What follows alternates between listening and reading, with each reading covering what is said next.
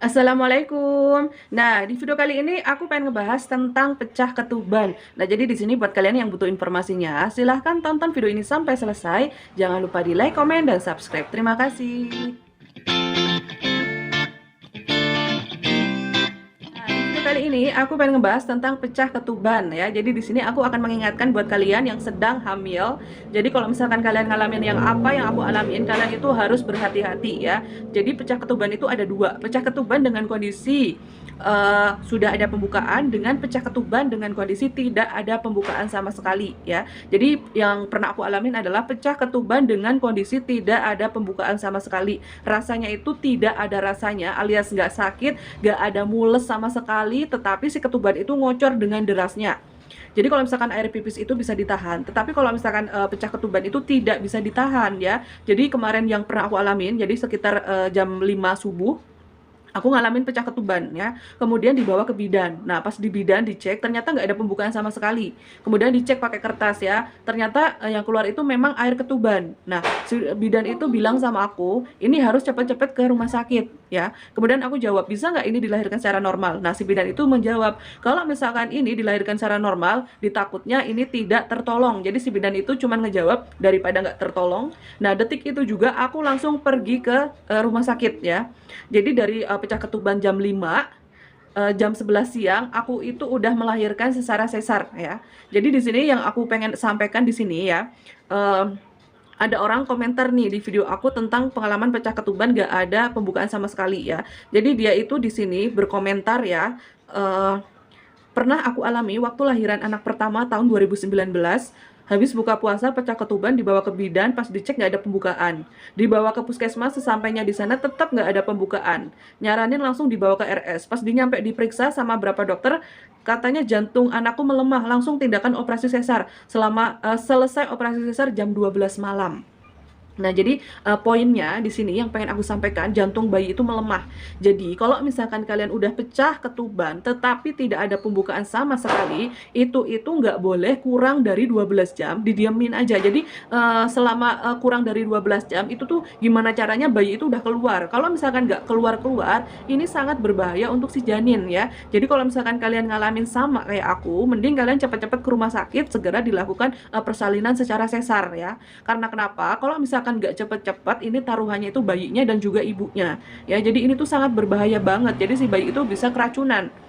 Makanya di sini bidan aku selalu langsung menyarankan langsung sesar aja ya, jangan ditunggu-tunggu. Bahkan si bidannya juga menyaranin gini ya, kalau ditawarin induksi jangan mau, langsung sesar aja ya. Karena kenapa? Jadi kalau misalkan posisinya kalian itu pembukaannya nggak bertambah-tambah atau nggak ada pembukaan sama sekali, kemudian kalian dilakukan induksi, kalau misalkan kasusnya sama kayak aku, jadi ditakutkan prosesnya itu udah menyakiti kalian, tapi tetap nggak berhasil dan pasti dilakukan sesar-sesar juga. Jadi daripada kalian ngerasain sakitnya double, mending langsung sesar aja ya. Karena banyak banget kasus-kasus yang dia udah diinduksi, tetapi tetap akhirnya sesar-sesar juga ya. Jadi di sini kalau bisa kalian ngalamin hal yang sama yang kayak aku lakuin, kalian harus cepat-cepat ke rumah sakit untuk dilakukan persalinan ya. Jadi kalian nggak usah mikir nih, kok aku lahirannya nggak secara normal, kenapa harus sesar ya, daripada nggak selamat. Karena kalau misalkan kasusnya kayak aku nih, didiemin lebih dari 12 jam atau nggak nyampe 12 lebih dari 12 jam tapi si janin itu belum keluar, ini sangat membahayakan untuk si janin ya.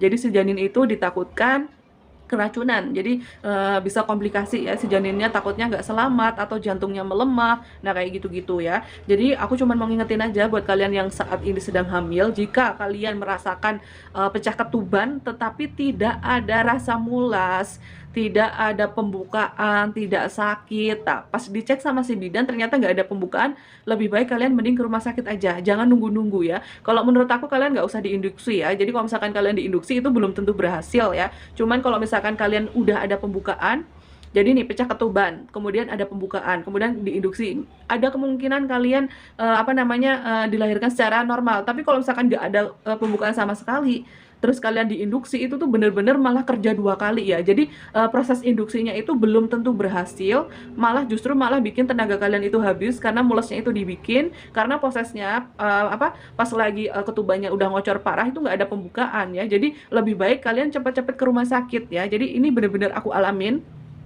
bener-bener apa namanya, kejadiannya itu waktu lahiran si Bintang tuh kayak begitu. Dan si bidan si bidan, si susternya, perawatnya tuh bilangnya begini, ini kalau nggak dilahirin secara sesar, ini takutnya si ibunya kejang, apalagi aku dengan kondisi hipertensi. Kemudian apa, ditakutkan si janinnya atau si bayinya itu nggak tertolong karena si ketubannya itu udah ngocor deras tetapi nggak ada pembukaan. Terus kalau misalkan dilahirin secara normal, rumusnya kayak gimana? Diinduksi. Diinduksi pun itu malah justru bikin tenaga kalian habis ya. Jadi belum tentu pas diinduksi terjadi pembukaan, itu belum tentu ya. Makanya banyak banget orang ya udah diinduksi tetapi dia tetap malah sesar-sesar juga ya, karena itu memaksakan ya, memaksakan pengen lahiran secara normal, padahal kondisinya ini udah nggak bisa, harus dilahirin secara sesar. Karena kalau misalkan kalian kekeh ya, bener ya, ini kasusnya udah banyak banget, kekeh pengen lahiran secara normal dengan kondisi apa, udah pembukaan apa nggak bertambah-tambah atau nggak ada pembukaan sama sekali, diinduksi ya, itu kasihan janinnya, kasihan bayinya, yang udah-udah malah bayinya itu terjadi lemah jantung, maksudnya jantungnya itu melemah, ada yang nggak tertolong, ada yang harus dirawat setelah dilahirkan. Pokoknya itu mending, lebih baiknya, lebih amannya kalian mending melakukan sesar aja ya. Pasti si bidan itu akan menganjurkan ya, menganjurkan untuk melakukan sesar. Itu bidan yang gercep ya menurut aku ya. Jadi bidan yang udah pengalaman, dia itu bakalan langsung menyuruh kalian ke rumah sakit untuk melakukan sesar ya. Karena prosesnya itu bener-bener kalau misalkan diinduksi belum tentu berhasil. Kalaupun ditunggu sampai ada pembukaan, kasihan bayinya. Bayinya tuh takutnya ya nggak kenapa-napa, takutnya, bukan nggak kenapa-napa ya, sorry, ditakutkan si bayinya itu kenapa-napa, jadi ditakutkan bayinya nggak tertolong ya, nah kayak gitu. Nah jadi intinya gini ya, kalau misalkan kalian ngalamin sama kayak aku, pecah ketuban, udah ngocor banyak, kemudian nggak ada mules sama sekali, nggak ada rasa sakit sama sekali, kalian harus cepet-cepet ke bidan, kemudian kalian ikuti instruksi bidan ya. Jadi biasanya si bidan itu bakalan nyuruh kalian ke rumah sakit karena nggak ada pembukaan sama sekali ya. Jadi kalaupun diinduksi itu malah beresiko ya. Jadi selain kalian sakitnya itu apa, mulesnya itu dibikin mules, tetapi pembukaannya belum tentu bertambah atau bisa terjadi pembukaan, itu belum tentu ya.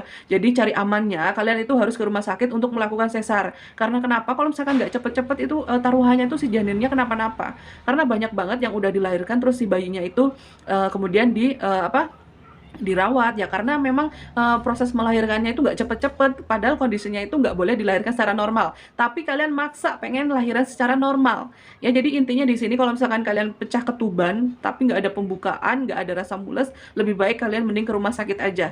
Tapi pernah nih ada yang komentar gini, ah aku juga pecah ketuban tetapi aku bisa tuh lahiran secara normal.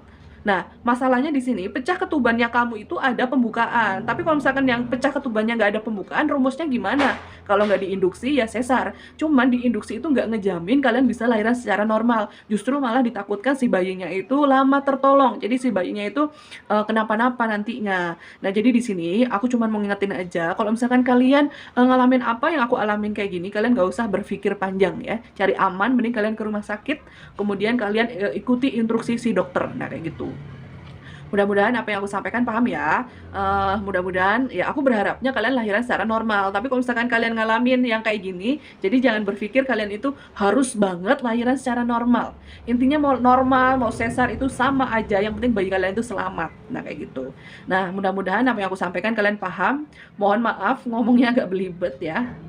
Pokoknya terima kasih udah nonton video ini sampai selesai. Jangan lupa di like, komen, dan subscribe. Terima kasih.